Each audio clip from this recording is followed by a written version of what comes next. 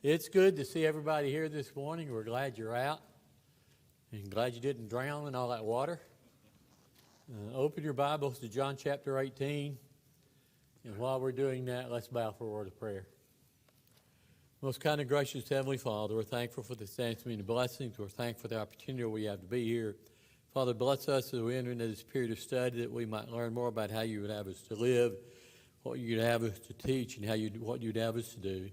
Continue to be with us. In the name of Christ we humbly pray. Amen. We are continuing to move through the book of John. We are in chapter 18 this morning. Now, chapter 18 and chapter 19 are what are popularly referred to as the Passion narrative. You're getting into the actual trial and crucifixion of Jesus. And is the case, all four Gospels, Matthew, Mark, Luke, and John, cover this part of Jesus' life. They do it from a little bit different perspective, and some of them carry some details that others do not. And there are going to be some things in John that I think you're going to find interesting. We'll look at as we move through this chapter. There are some things, the fact that Jesus and his disciples in the Garden of Gethsemane, that Jesus was taken before the Jews and before Pilate, and his crucifixion are recorded in all four of the Gospels. When you begin looking at the book of John, there are some things he covers that others don't, and things he gives more emphasis to than others don't. John just kind of goes over, he doesn't give a great deal of detail to Jesus' trial before the Jewish Sanhedrin. He spends a little bit more time in his trial before Pilate. There's actually some back and forth between Jesus and Pilate in John that's not recorded in the other three Gospels. It also, and we're going to talk about this in just a moment, it also talks about the fact that Jesus went before Annas before he went before Caiaphas, and we'll talk about that when we get to it. Jesus carried his own cross. It's talked about in John. The words that were written on the cross were actually put there by Pilate, and Jesus entrusting Mary to the care of John is only in John. And then the last thing I wanted to mention is, and this is one of those things for some reason or other I missed for a while, John mentions that Nicodemus, along with Joseph, was involved in the burial of Jesus. It wasn't just Joseph, it was Nicodemus as well. We'll look at that later on in the chapter. When you open John chapter 18, we just finished John chapter 17, which we know is what is referred to as the high priestly prayer of Jesus, his prayer to God the night before his crucifixion. We open up in chapter 18. Jesus spoke these words. He went with his disciples across the brook Kidron, where there was a garden which he and his disciples entered. To give you a little bit of an idea, the Kidron was a valley that surrounded Jerusalem. Sat on a mountain, on a hill. And there were several valleys around Jerusalem. And the longest and the deepest of those was the Kidron. During rainy season, it was what we might call a gully. It had a lot of water in it. During dry season, it's bone dry. To go from Jerusalem to Bethany, which is on the top of the Mount of Olives, east of Jerusalem, you crossed the Kidron Valley, and then you went up the slope going up to the top of Mount of Olives, which is where Bethany was. And when you started up that slope, beside the route going up that slope, there was the Garden of Gethsemane. The word Gethsemane means oil press. And so the probability is the Garden of Gethsemane was a garden of olive trees. And there was an oil press there so they could press the oil out of the olives. So that's where the name Gethsemane comes from. Verse 2 talks about the fact that, you notice the prayer of Jesus where he talks about, let this cup pass from me. It's in Matthew, and it's not included in John. He goes right by that. Judas, who betrayed him, also knew the place, where Jesus often went there with his disciples. That's something we find out here. I don't remember any other instance, and I may be wrong, but I don't remember any other instance in the Gospels where it talks about Jesus going to the Garden of Gethsemane. But evidently it was a common practice of his, because it says here they went there a lot, and Judas knew about it. And that's how Judas was able to lead the people there. Judas, having procured a band of soldiers and some officers from the chief priests and the Pharisees, went there with lanterns and torches and weapons. I may be about to tell a story on my own self, but my study for this class this week is the first time I had really come to grips with the fact that Roman soldiers were involved in the arrest of Jesus. I had always assumed it was just the Jews. But notice it says in verse 2, having procured a band of soldiers. Had to be Roman soldiers because that's the only soldiers in Jerusalem. The Jews didn't have an army. They had officers around the temple, but they didn't have soldiers. And so, I don't know how I missed that, but it did. They had weapons and lanterns and torches. They were prepared for everything, weren't they? They didn't know how Jesus was going to respond. Now, if what they believed to be true was true, that he came to establish an earthly kingdom and he was a threat to them and their position, then the weapons and the torches and the lanterns make sense. Because they don't know how he's going to respond. He may fight back. His disciples may fight back. And considering the miracles they had seen Jesus perform, they didn't know what they were headed into. And so it wasn't like they were walking into to arrest one little old guy and they took this whole group of soldiers with them. They didn't know what they were walking into. They had fear. And you're going to see that as we move on through. When they walked up, Jesus surprised them by saying, "Who do you want?" He didn't try to hide. He didn't try to get away. He didn't try to escape. As they came in, he walked up to them and said, "Who you want? Who you after?" They answered him, "Jesus of Nazareth." He said, "I am he." Judas was standing with them. Jesus said to them, "I am he." They drew back and fell to the ground. They were so shocked. They were so surprised at Jesus' response that they fell backwards. Now I'm assuming, and this is an assumption, but in my opinion it's a very good one, that a lot of that had to do with the way Jesus presented himself and the way he spoke. Jesus always spoke with great authority. I have a feeling it wasn't, "Well, I'm him."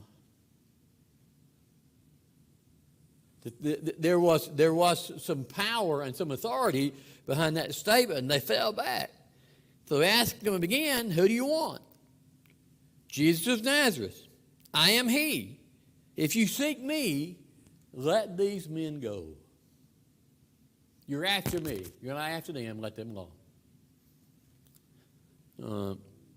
Simon Peter, having a sword, drew it and struck the high priest's servant and cut off his ear.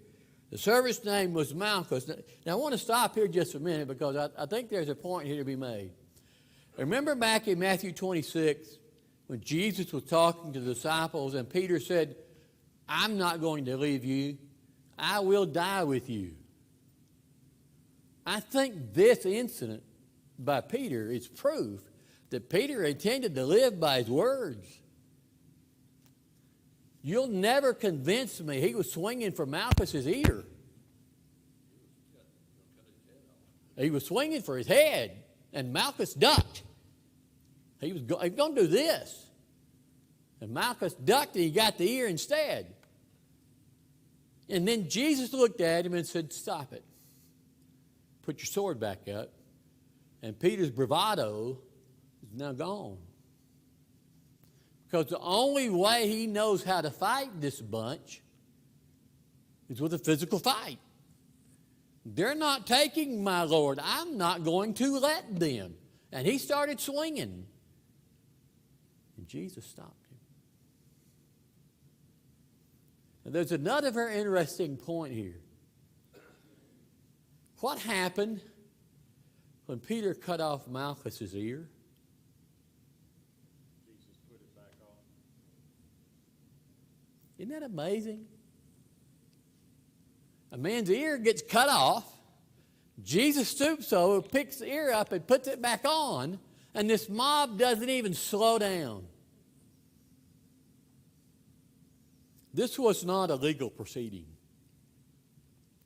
This was not an attempt to take somebody to a trial and convict him. This was a mob who had already decided what they were going to do, and nobody or nothing was going to get in their way. I cannot imagine being in a crowd and watching somebody pick an ear up and stick it back on the side of somebody's head, and he didn't sew it on, he just stuck it on. He did that to protect. That's probably right, because Peter could have been arrested for trying to kill this was a servant of the high priest. He could have been executed for that. But it's just interesting when people get their mind set on certain things and what they're going to do and where they're going to go and what they're going to believe, what they're going to say, nothing can change their mind because this has been shut. Jesus is going to die. End of discussion. Doesn't matter what he does, doesn't matter what he said, doesn't matter what happens, he's going to die. And as we move through this story, you're going to see that even more and more. And so Jesus says to Peter, "Put your sword into its sheath. Shall I not drink the cup that the Father has given me?"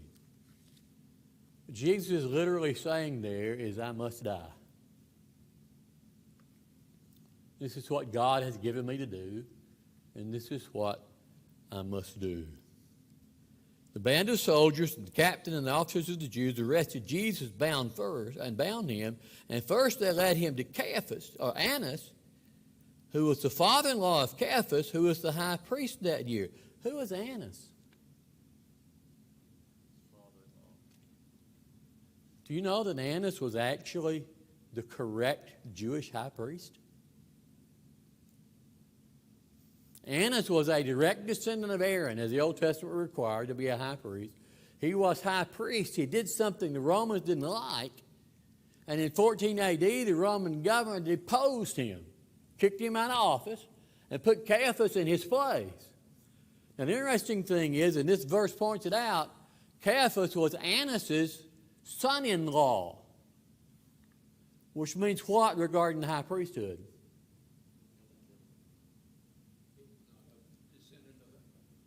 He was not qualified. According to the old law, Caiaphas was not qualified to be the high priest. And one of the things you'll see as you read the New Testament and you hear more about Caiaphas is Caiaphas was not in there as a religious leader. He was not fulfilling the responsibilities of a high priest as far as the high priest was concerned. Caiaphas was a political man.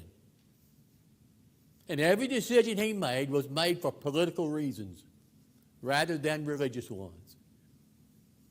And it really becomes sad when those who claim to be leaders of God's people, instead of being religious leaders, decide they want to be political leaders, or they want to be business leaders, or they want to be popular leaders, instead of being the leaders that God decided they should be. You'll also notice it says Caiaphas was the one who advised the Jews it would be expedient that one man should die for the people. There was a discussion amongst the Sanhedrin at one time talking about what they were going to do about Jesus, and Caiaphas came at it from the standpoint of, if we kill Jesus, our problems are over. And so he said, it's better that one man should die than the whole nation be gone.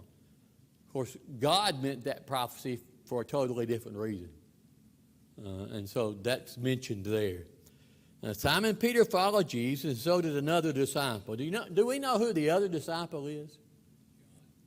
It's John. It's interesting. One of the attributes of many writers around the first century is they would not include their own name.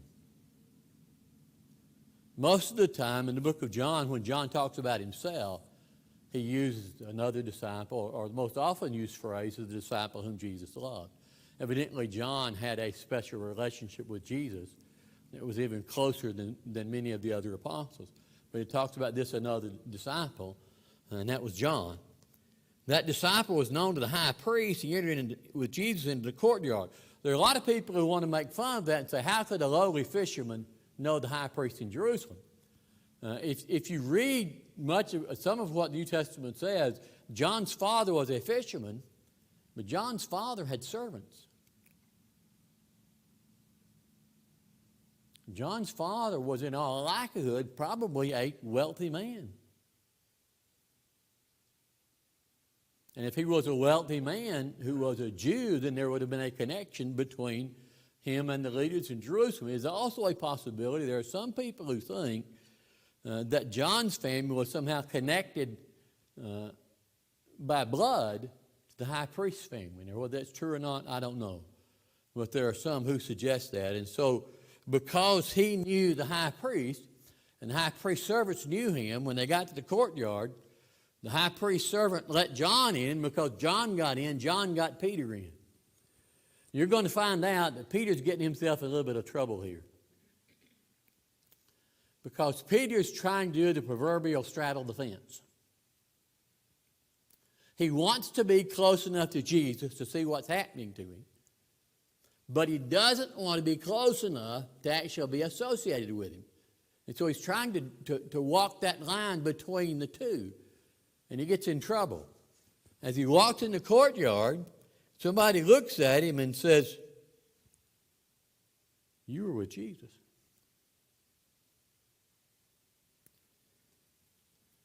No, I'm not one of his disciples. I made a fire outside in the courtyard. You have to remember, in that day and age, most houses were square. And in the middle of that square, there was an open courtyard. That's where they did most of their cooking, because they didn't have electric stoves like we do. They have gas ranges. They cooked with wood. They cooked on a fire. And they oftentimes made that fire in that courtyard. And that was kind of the public part of the house. Most of the time, most visitors didn't go into what we would call the house. They went into the courtyard. And that's where a lot of their meals were served. That's where a lot of their public talking was done. All that kind of stuff was in that courtyard. So there was a fire in that courtyard. They were warming themselves by it. And Jesus said, "No, I'm not one of them." Verse 19, the high priest then questioned Jesus about his disciples and his teaching. Now, the interesting thing here is the high priest that's mentioned in this verse is not Caiaphas. It's Annas. Because if you go down to verse 24, at the end of this discussion, Annas sends Jesus to Caiaphas, which tells you that Caiaphas is not in this group. He's somewhere else. And so Annas sent him there after Annas had questioned him. Most of the Jews, evidently, at this point, recognized Annas as being the right high priest. And even though Caiaphas was the one who executed the power of the office, Annas was really the power behind the throne. And he was the one most of the Jewish people recognized. And so they took Jesus to Annas first. And they began to question him. They began asking some things. The high priest asked Jesus about his disciples and his teaching. Now, what Annas is trying to do here, as the Jewish leaders oftentimes did in their discussions with Jesus, he's trying to trap him. He's trying to get him to say something that he can use against him.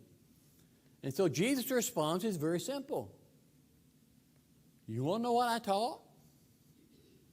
Go ask the people that listen to me.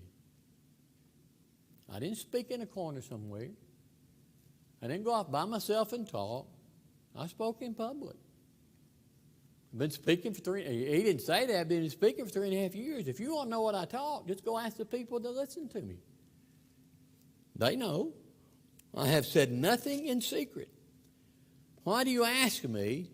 Ask those who have heard me what I said to them. He had said these things. One of the officers standing by struck Jesus with his hand, saying, "Is this how you answer the high priest?"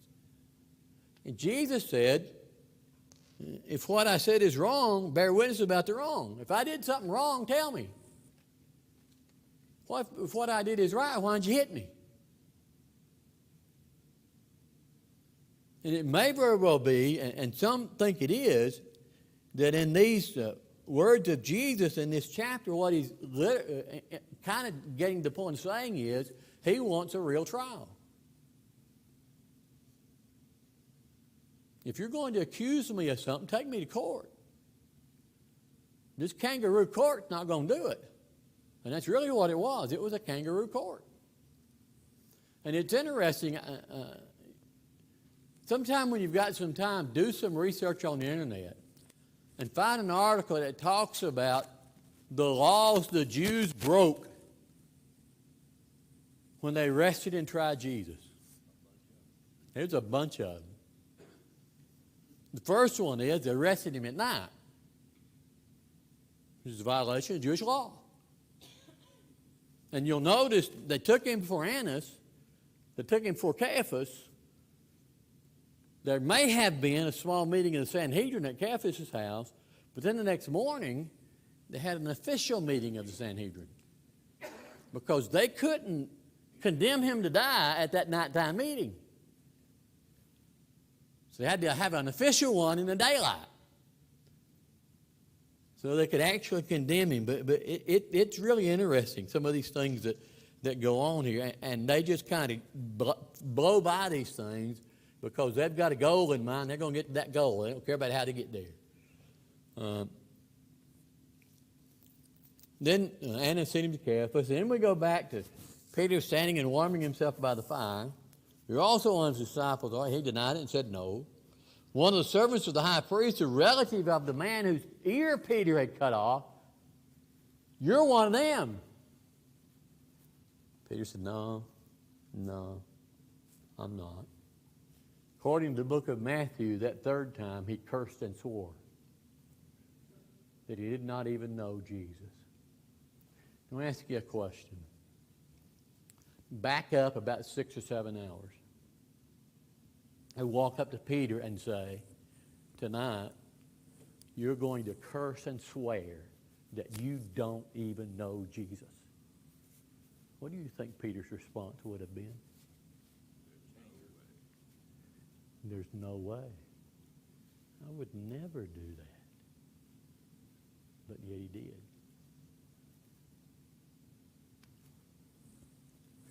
And the point for me is, Peter put himself in a position of no win. He either needed to associate himself with Jesus or he needed to get out of there altogether and stop trying that straddle the fence mess. I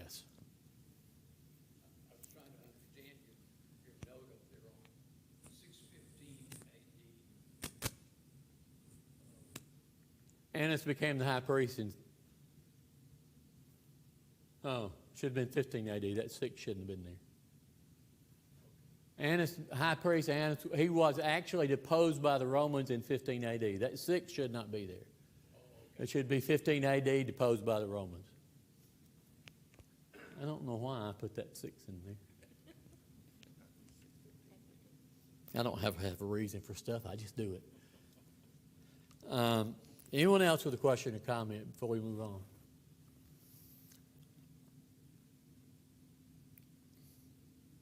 You see, here's the interesting thing. Verse 24, Annas sent him bound to Caiaphas, the high priest.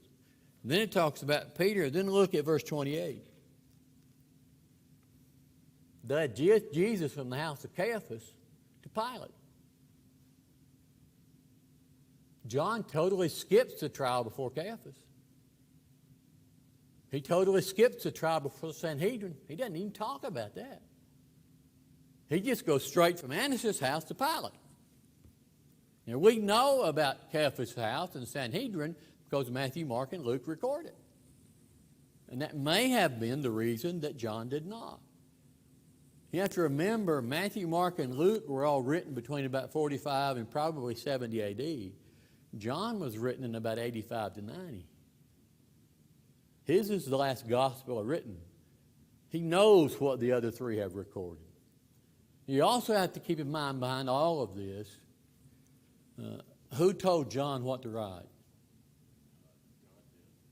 God did through the Holy Spirit. And so John wrote what God told him to write. But there's a reasoning behind that. John gives us information the other three do not. And kind of covers in some gaps. They led Jesus from the house of Caiaphas to the governor's headquarters. It was early morning. They themselves did not enter the governor's headquarters, so they would not be defiled, but could eat the Passover. This is amazing to me. Now, whether they're talking about the actual Passover feast, or whether they're talking about the Feast of Unleavened Bread, which was a 7-day feast, which is oftentimes, the whole thing was oftentimes referred to as the Passover. It's probably what they're referring to, because it is my belief the Passover may have been the night before. But in any occasion, we can't enter this Gentile's house. Because if we enter this Gentile's house, we'll be defiled, we'll be unclean, and we won't be able to eat the Passover. However, we can murder an innocent man, and it won't affect our ability to eat the Passover at all. Doesn't that seem a little ridiculous? It kind of highlights the fact that the leadership of the Jews in the first century was more concerned about the ritual and the outward signs than they were about what the law was supposed to be all about, which was changing people's lives and changing people's hearts. They missed it. But they missed it because they wanted to miss it. If you miss the story of God's law, if you miss the story of the gospel, you miss it because you want to miss it, not because you can't see it. It just amazes me. And I'm not sure everybody I seem to come in contact with this idea of entering a Gentile's house defiled them. I can't find where that's part of the old law. That was the Jewish leaders' interpretation of the old law. Anyway, they stand outside. Pilate's headquarters is in wherever he was living in Jerusalem, called the Praetorium. And where that was, the most often guessed is in the Tower of Antonia, which is where the Roman soldiers were kept in Jerusalem. Pilate spent most of his time in Caesarea. He came to Jerusalem for the feast because there would be all the thousands and thousands of Jews there, and they were more likely to have trouble there. So he came to Jerusalem for the feast. He was there. And his house was where he conducted his official business in Jerusalem. And so they come to Pilate to get Jesus condemned because they can't do it. They're under Roman law. They can't execute anybody. And so throughout this trial, one of the things I think some of us may not see is that Jesus is actually inside the judgment hall or inside the Praetorium. The Jews are outside. They won't come inside. They're outside. You have this continual process of Pilate going back and forth between Jesus and the Jewish leaders. I had this picture in my head all the time I was a kid growing up. Jesus standing there for Pilate, and the Jews are out here in a big crowd. No, they're totally separated. They're in a different place. And so the first thing Pilate does is when they bring Jesus, the first thing he does is, why have you brought him here? What's your accusation? What's your charge? What have you charged him with? And the Jewish leaders' response amazes me. If this man were not doing evil, we would not have delivered him over to you. The fact that we brought him here is proof that he's guilty. Now, wait a minute. You know what the problem here is? Here's the problem. The Jews had convicted Jesus of blasphemy. Blasphemy was not a Roman law. The Romans would not execute Jesus for blasphemy. So they had to come up with something else. And as you see the story unfold, they do, but the first thing they basically say is, just accept what we say, he's guilty. It's basically what they're saying. We wouldn't have brought him here if he wasn't a wicked man. So just accept the fact he's guilty because we say he's guilty. Pilate said to them, if he's violated your law, Take care of it yourself. Don't bother me with it. I'm not interested in your Jewish law. Pilate was concerned with Romans and Roman law. He didn't care anything about Jewish law. But then they said, we can't kill him. And here's one of the interesting things. I hadn't thought about this for a while. If the Jews had executed Jesus, how would they have killed him? They would stone him to death. What did the Old Testament say about how Jesus was to die? What did Jesus say about how Jesus was to die? Crucified. Jesus had to be executed by the Romans to fulfill the promises of the Old Testament and to fulfill the statements that he had made. Pilate entered his headquarters again as he goes back in and calls Jesus and said, are you the king of the Jews? And then Jesus asked an interesting question. He said, are you saying this of your own? Or did others say it to you about me? Now, if Pilate was saying it on his own, what he's worried about is Jesus being a king and being threatened to the Roman Empire. If Pilate is repeating what somebody else told him, and that's not the reasoning behind it. And so Jesus, although Jesus knew this question is actually asked to determine Pilate's motive. And what Pilate is in this about. He said, I don't know. Am I a Jew? I don't know your law. I don't know your traditions. I don't know any of this stuff. They brought me to you, or brought you to me. Jesus answered, my kingdom is not of this world. If my kingdom were of this world, my servants would have been fighting, that I might not have been delivered over to the Jews, but my kingdom is not from the world. There are millions and millions and millions and millions of people who have simply gone right over that verse. Because there are millions and millions and millions of people who are still looking for Jesus to set up an earthly kingdom in Jerusalem. That includes premillennialists. That includes the Jews. And that verse also, their whole theory is based on the fact Jesus came to establish a kingdom, but the Jews wouldn't accept him. What did Jesus say in that verse? If my kingdom were of this world, my servants would fight. If Jesus had come to establish an earthly kingdom, do you think the puny Jewish nation would have stopped him?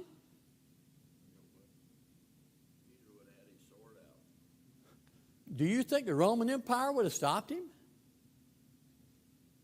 Think about it. Think about the power of God. Jesus himself said in the garden, I can compare to my Father, and he will send 12 legions of angels. Go back to 2 Kings, and one angel killed 185,000 Assyrians in one night. Think what 12,000 could do. If Jesus came to establish an earthly kingdom, that's exactly what he would have done. But he tells you here, my kingdom is not of this world. This is not a physical kingdom. This is not an earthly kingdom. This is not a kingdom about armies and swords and spears and arrows and bows and planes and tanks and bullets and missiles and bombs. This is about the spiritual world. This is about people obeying God. This is about people becoming children of God. And this is about people becoming like God and eventually going to heaven. It's not about here. It's not about that. You say, I'm a king. For this purpose I was born. For this purpose I have come into the world to bear witness to the truth. Everyone who is of the truth listens to my voice. And Pilate's answer here could be applied to millions of people in the world today of what is truth. I think what Pilate is actually saying there is nobody knows what truth is. This guy says this guy says this guy says this guy says this guy says this guy says this. And what Jesus tells us is, I am the truth. And you listen and believe in me, you listen and believe the truth. After he said this, he went back outside the Jews and told them, I find no guilt in him. Now, Pilate's concern is not about technicalities of the Jewish law. Pilate's concern is about Roman law. Has he violated Roman law? Has he done anything the Romans say would lead to execution? He says, I find no fault in him. He's innocent. That's where it should have stopped. Legally, that's where it should have stopped. Pilate said he's innocent. The trial is over. Of course, we know that's not what God had planned. We know that's not what happened because of two reasons. Reason number one was the hatred of the Jews, and reason number two was the cowardice of Pilate. Those are the two reasons why this didn't stop when it should have. You have a custom, I should release one man for you at the Passover. Who do you want me to release to you, the king? Do you want me to release to you the king of the Jews? They cried out again, not this man, but Barabbas. Now Barabbas was a robber. You know, I used to hear all this stuff about, these people and on 6 days before had greeted Jesus coming to Jerusalem, hailing him as king of the Jews and all this kind of praising him and all that kind of stuff. And now they're crying out for him to be crucified. No, that's two different crowds. The crowds on that Sunday a week before were the common people. They were the people who flocked to Jesus.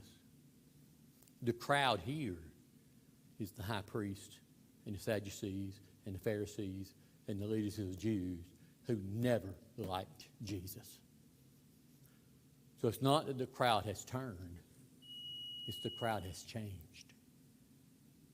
It's now a different crowd. I want to make one more point. I know the bell just rang and I'll quit. When you do some research about Barabbas, Barabbas was actually accused of the same crime that Jesus was eventually crucified for.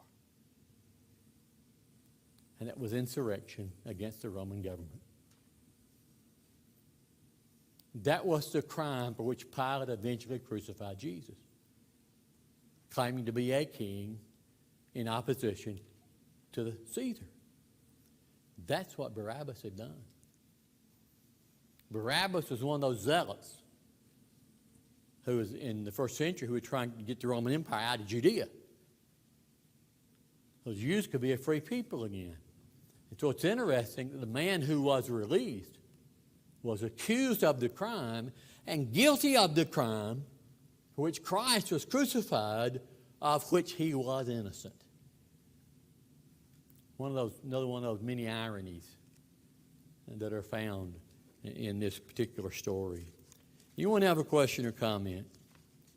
Anything we've talked about up to this point? Next Sunday morning, I will be out of town, so somebody else will be teaching class, and we'll pick up with chapter 19 when I get back. Thank you.